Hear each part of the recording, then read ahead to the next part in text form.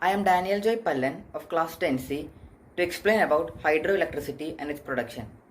Hydropower is electrical energy produced through the power of moving water in dams. The cost of hydroelectricity is comparatively low. That is why it is widely accepted and used by a large number of people. As we see in the figure, water is being made to fall from heights in dams.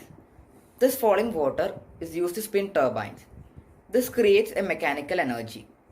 This turbine is then connected to an electromagnetic generator where mechanical energy is converted to electrical energy. This energy is then transmitted to a transformer from where it is distributed for further use through power lines. The water that is used to spin the turbine is used for a variety of purposes like irrigation, household activities, etc. Thank you.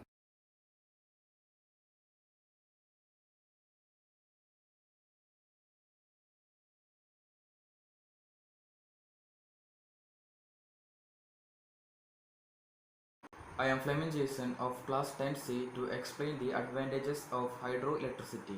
It does not produce air pollution. It can easily work during high peak daily loads. It prevents the floods.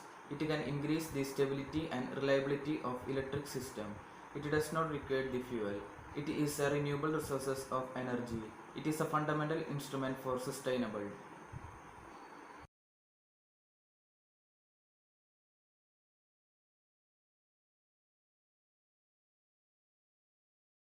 Disadvantages of hydroelectric power. It disrupts the aquatic system. It also disrupts the surrounding areas. Large area is required. Large scale human displacement takes place. Large amount of capital is required for building dams. Thank you.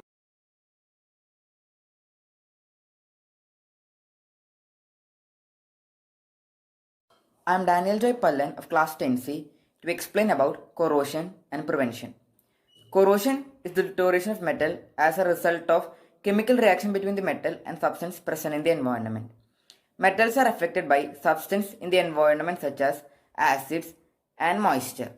Continued corrosion can lead to the damage of dam as it affects the spillway which must be repaired before the dams becomes unfit for the production of hydroelectricity. Now I am going to explain about the ways to prevent corrosion. Coating the metal surface with a layer of paint or enamel can prevent corrosion. This helps in providing a barrier between the metal and the moisture present in the environment. This removes the contact of oxygen and moisture present in the environment with the metal, which in turn helps to prevent corrosion. Thank you.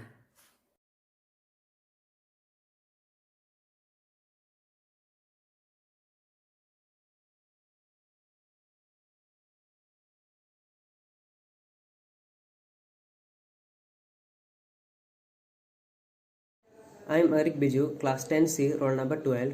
I'm here to explain the concept of thermal power. As we all know, a thermal power plant converts the heat energy of the fossil fuels into electrical energy. The most commonly used fossil fuel for this purpose is coal. Coal is formed from the dead and decayed plants that gets buried deep under the soil and gets converted into coal due to high pressure and high temperature. So as we can see in the figure, the coal is burned in a boiler which converts water into steam. This steam is then used to turn the turbine in order to produce the mechanical energy to drive the alternative coupled to the turbine. Usually, these thermal power plants are located near coal mines or oil fields in order to reduce the transportation cost and in order to ensure the availability of raw material. Thus, the thermal energy contributes the maximum of generation of electricity in any country. Thank you.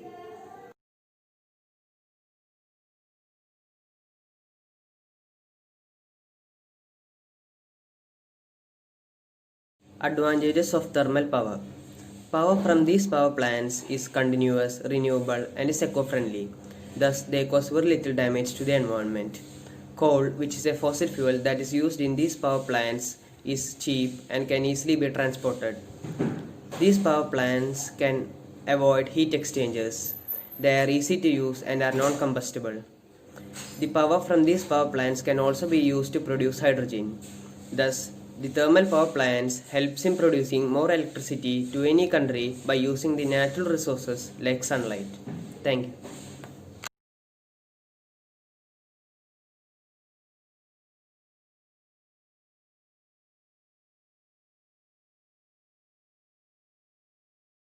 I'm Jacob James of class 10C and I am here to explain the disadvantages of thermal energy. Due to small temperature difference in between the surface water and deep water, conversion efficiency is very low, about 3 to 4%. Low efficiency of these plants coupled with high capital cost and maintenance cost makes them uneconomical for small plants.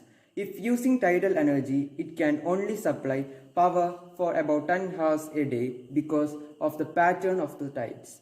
It causes disruptions in the aquatic system. Capital investment is very high. Thank you.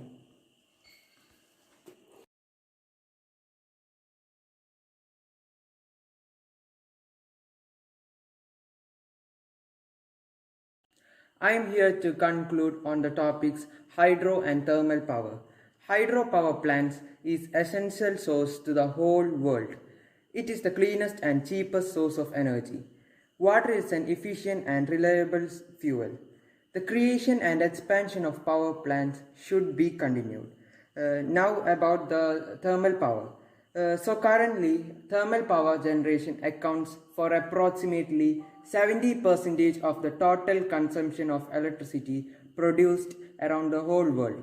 However, thermal power generation uses fossil fuels which produces more carbon dioxide and increases the heat on earth. I hereby conclude our presentation. Thank you.